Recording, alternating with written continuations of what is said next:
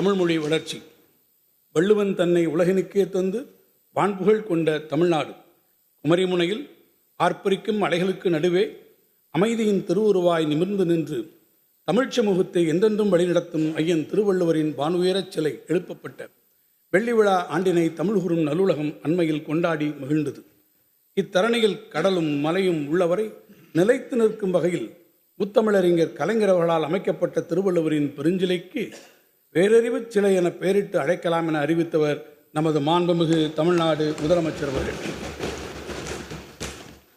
உலக பொதுமுறை என போற்றப்படும் திருக்குறள் உரைத்திடும் உன்னத வாழ்வியல் நெறிகளை உலகெங்கும் பரப்புவது நமது தலையாய கடமையாகும். காலந்தோறும் அறிஞர்களின் பெருமுயற்சியாலும் பல கல்வி நிறுவனங்களின் முன்னெடுப்பினாலும் இதுவரை திருக்குறள் 28 இந்திய மொழிகளிலும் 35 உலக மொழிகளிலும் மொழிபெயர்க்கப்பட்டுள்ளது. அண்மையில் நடந்து முடிந்த சென்னை பன்னாட்டு புத்தக கண்காட்சியில் ஆசிய, ஆப்பிரிக்க மற்றும் ஐரோப்பிய நாடுகளில் பேசப்படும் 28 வெவ்வேறு மொழிகளில் திருக்குறளை மொழிபெயர்த்திட பன்னாட்டு பதிப்பாளர்கள் முன்வந்துள்ளனர். இதைத் தொடர்ந்து 45 பல்வேறு உலக மொழிகளில் கூடுதலாக மொழிபெயர்க்கப்படும் போது ஐக்கிய நாடுகள் அவையினால் அங்கீகரிக்கப்பட்ட 193 உலக நாடுகளின் அனைத்து அலுவல் மொழிகளிலும் மொழிபெயர்க்கப்பட்ட பெருமையினை திருக்குறள் பெற்றிடும். வான்புகழ் வள்ளுவத்தை உலகெங்கும் கொண்டு சேர்க்கும் உயரிய நோக்கங்கொண்ட இந்த மொழிபெயர்ப்பு திட்டத்தை பிற கல்வி நிறுவனங்களுடன் இணைந்து தமிழ்நாடு பாடநூல் மற்றும் கல்வியியல் பணிகள் கழகம் எதிர்வரும் 3 ஆண்டுகளில் நிறைவேற்றிட 133 லட்சம் ரூபாய் நிதி ஒதுக்கீடு செய்யப்பட்டுள்ளது. இது மட்டுமன்றி தலைசிறந்த தமிழ் இலக்கிய நூல்களை உலக மொழிகளில் கொண்டு செல்லும் மகத்தான முயற்சியின் முதற்படியாய் தேர்ந்தெடுக்கப்பட்ட 500 தமிழ் இலக்கிய நூல்களை ஆங்கிலத்தில் மொழிபெயர்த்திடும் மாபெரும் திட்டத்தினை 20க்கும் மேற்பட்ட புகழ்பெற்ற பன்னாட்டு மற்றும் இந்திய அளவிலான முன்னணி பதிப்பகங்களுடன் இணைந்து தமிழ்நாடு பாடநூல் மற்றும் கல்வியியல் பணிகள் கழகம் கூட்டு வெளியீடாக செயல்படுத்தும். அடுத்த 5 ஆண்டுகளில் ஆண்டிற்கு 100 நூல்கள் வீதம் 500 ஆங்கில மொழிபெயர்ப்பு நூல்களை பதிப்பிக்கும் முயற்சிக்கு முதற்கட்டமாக 10 கோடி ரூபாய் நிதி ஒதுக்கீடு செய்யப்பட்டுள்ளது. நாள்தோறும் மாறிக்கொண்டிருக்கும் இந்த தொழில்நுட்ப யுகத்தில் மருத்துவம், பொறியியல் உள்ளிட்ட உயர்நுட்ப நூல்களை துறை வல்லுநர்களின் வழிகாட்டுதலுடன் இயந்திர மொழியாக்க மெஷின் டிரான்ஸ்லேஷன் தொழில்நுட்பத்தின் துணையுடன் தமிழ் மொழியில் உடனுக்குடன் பதிப்பாக்கம் செய்திட 2 கோடி ரூபாய் நிதி ஒதுக்கப்படும். மேலும் பழந்தமிழ் ஓலைச்சுவடிகள், அரிய ஆவணங்கள் மற்றும் முக்கிய ஆளுமைகளின் கையெழுத்து பிரதிகளை மின் பதிப்பாக்கம் செய்திட வரும் நிதியாண்டில் 2 கோடி ரூபாய் நிதி ஒதுக்கீடு செய்யப்பட்டுள்ளது. அறிவை பரவலாக்கும் முயற்சியின் ஒரு பகுதியாக கடந்த 3 ஆண்டுகளாக நடத்தப்பட்டு வரும் சென்னை பன்னாட்டு புத்தக கண்காட்சி மற்றும் அனைத்து மாவட்ட தலைநகரங்களிலும் நடத்தப்பட்டு வரும் புத்தக திருவிழாக்களை நாடே வியந்து பாராட்டி கொண்டிருக்கிறது. இதன் அடுத்த கட்ட நகர்வாக தமிழர்கள் அதிகம் வசிக்கும் புதுதில்லி, மும்பை, பெங்களூரு, கொல்கத்தா, திருவனந்தபுரம் போன்ற பிற இந்திய பெருநகரங்கள் மட்டுமின்றி வெளிநாடுகளிலும் குறிப்பாக சிங்கப்பூர், கோலாலம்பூர் மற்றும் துபாய் ஆகிய நகரங்களிலும் தமிழ் புத்தக கண்காட்சிகள் இந்த ஆண்டு முதல் நடத்தப்படும். இதற்கென 2 கோடி ரூபாய் ஒதுக்கீடு செய்யப்பட்டுள்ளது.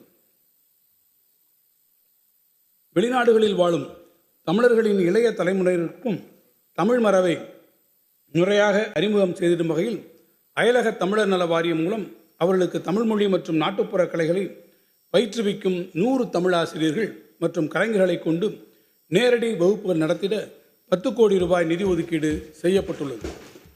தமிழ் செம்மொழியின் பெருமையினையும் தமிழ் பண்பாட்டின் சிறப்பினையும் உலகத்தமிழ் இளைஞர்களிடையே பரவிடச் செய்திடும் நோக்கத்தில் தமிழ்நாடு மட்டுமின்றி இதர இந்திய நகரங்களில் உள்ள பள்ளிகள் மற்றும் உலகத்தமிழ் மையங்களில் பயின்றிடும் மாணவர்களும் பங்கேற்கும் வகையில் கணினி வழி தேர்வு முறையில் உலகத்தமிழ் ஒலிம்பியாட் போட்டி இனி ஆண்டுதோறும் நடத்தப்படும். உலக அளவிலான வெற்றியாளர்கள் மட்டுமின்றி தேசிய மற்றும் மாநில அளவில் சிறப்பிடம் பெற்றிடும் மாணவர்களுக்குமான மொத்த பரிசு தொகையாக 1 கோடி ரூபாய் வழங்கி சிறப்பிக்கப்படும். இந்திய திருநாடு பன்மொழிகளின் சங்கமம் என்பதை கருத்தில் கொண்டு உலகின் மிக மூத்த தனி செம்மொழிகளில் ஒன்றான தமிழ் மொழியின் தொன்மை மற்றும் தொடர்ச்சியினை இளைய தலைமுறையினரும் அறிந்து கொள்ளும் வகையில் அகரம் மொழிகளின் அருங்காட்சியகம் மதுரை உலக தமிழ்ச்சங்க வளாகத்தில் அமைக்கப்படும்.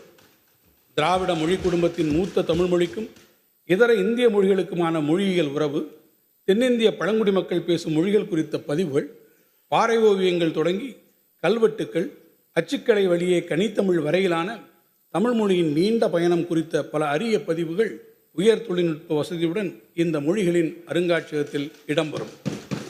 பண்பாடு. தமிழ் பண்பாட்டின் தொன்மையினை இலக்கியம், வரலாறு மட்டுமின்றி தொல்லியல், அகழ்வாராய்ச்சி மூலம் வெளிக்கொணர்ந்த சான்றுகளையும் அறிவியல் முறைப்படி ஆய்வு செய்து அறிவுலகம் ஏற்றுக்கொள்ளும் வகையில் நிறுவிட தேவையான அனைத்து முயற்சிகளையும் நமது அரசு எடுத்து வருகிறது.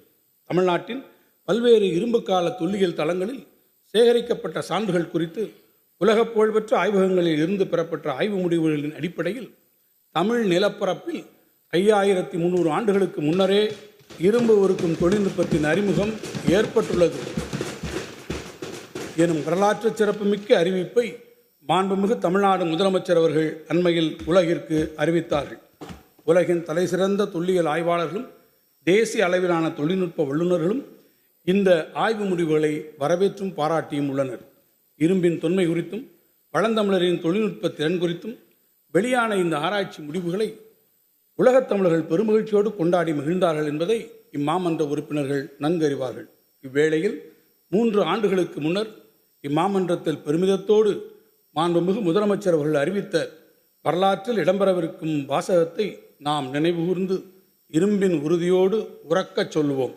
இந்திய துணைக்கண்டத்தின் வரலாறு இனி தமிழ் நிலப்பரப்பிலிருந்துதான் தொடங்கி எழுதப்பட வேண்டும். தமிழ் பண்பாட்டின் சிறப்புகளை உலகறிய செய்திடும் முயற்சியின் தொடர்ச்சியாக எதிர்வரும் 2025-26 ஆண்டில் தமிழ்நாட்டில் தொல்லியல் அகழ்வாராய்ச்சிகள் சிவகங்கை மாவட்டம் கீழடி, தூத்துக்குடி மாவட்டம் பட்டணமருதூர், தென்காசி மாவட்டம் கரிவலவந்தநல்லூர், நாகப்பட்டினம் மாவட்டம் நாகப்பட்டினம், கடலூர் மாவட்டம் மணிக்கொல்லை, கள்ளக்குறிச்சி மாவட்டம் ஆதிச்சனூர், கோயம்புத்தூர் மாவட்டம் வெள்ளலூர் மற்றும் சேலம் மாவட்டம் தெலுங்கனூர் ஆகிய இடங்களில் மேற்கொள்ளப்படும். பழந்தமிழரின் பண்பாட்டு அடையாளங்களை தேடும் பயணம் அண்டை மாநிலங்களில் உள்ள பாலூர் ஒடிசா, பெங்கி ஆந்திரா, மஸ்கி கர்நாடகா ஆகிய பகுதிகளுக்கும் விரிவடைந்திருக்கிறது. அகழ்வாராய்ச்சியில் வெளிக்கொணரப்பட்ட தொல்லியல் பொருள்களில் தொல் மரபணுவியல் ஏன்ஷியன் டிஎன்ஏ அனாலிசிஸ், உலோகவியல் பகுப்பாய்வு மெட்டலர்ஜிக்கல் அனாலிசிஸ், நுண் தாவரவியல் மைக்ரோ பாட்டனி, மகரந்த பகுப்பாய்வு போலன் அனாலிசிஸ், தூண்டொலி வெப்பக்கால கணிப்பு ஆப்டிக்கலி ஸ்டிமுலேட்டர் லுமினிசன்ஸ் டேட்டிங், மட்பாண்டவியல் செராமிக் டெக்னாலஜி உள்ளிட்ட உயர் தொழில்நுட்ப ஆய்வுகள் உலக புகழ்பெற்ற ஆராய்ச்சி நிறுவனங்களுடன் இணைந்து மேற்கொள்ளப்படும்.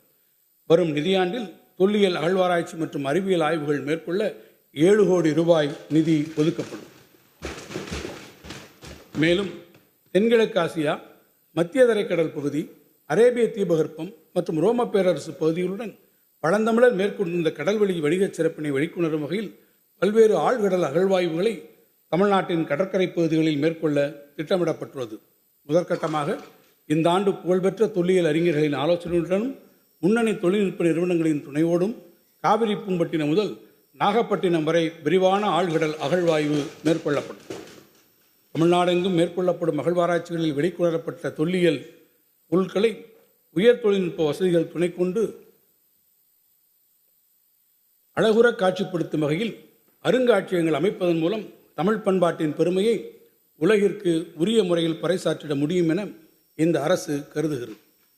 இந்த வகையில் கொடுமணல் அகழ்வாய்வுகளை முன்னிலைப்படுத்தி ஈரோடு மாவட்டத்தில் நொய்யல் அருங்காட்சியகம் 22 கோடி ரூபாய் மதிப்பீட்டிலும், சங்ககால பாண்டியரின் கடல்வழி வணிகச் சிறப்பை விளக்கிடும் வகையில் ராமநாதபுரம் மாவட்டத்தில் நாவாய் அருங்காட்சியகம் 21 கோடி ரூபாய் மதிப்பீட்டிலும் உருவாக்கப்படும்.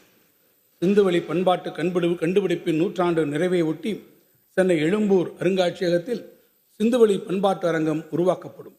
மேலும் தமிழ்நாட்டிற்கு வருகை பெறும் பிற மாநில மற்றும் வெளிநாட்டு சுற்றுலா பயணிகளுக்கு தமிழரின் தொன்மை மற்றும் தொடர்ச்சியின் சிறப்புகளை அறிமுகப்படுத்தும் விதமாக மாமல்லபுரம் மற்றும் திருவண்ணாமலை ஆகிய இடங்களில் தமிழர் பண்பாட்டு அருங்காட்சியகங்கள் உருவாக்கப்படும். காலத்தை வென்ற கைவினைஞர்களின் கைவண்ணத்தில் ஐம்பொன்னால் உருவான 2000க்கும் மேற்பட்ட செப்பு திருமேனிகள் எழும்பூர் அருங்காட்சியகத்தில் இடம்பெற்றுள்ளன.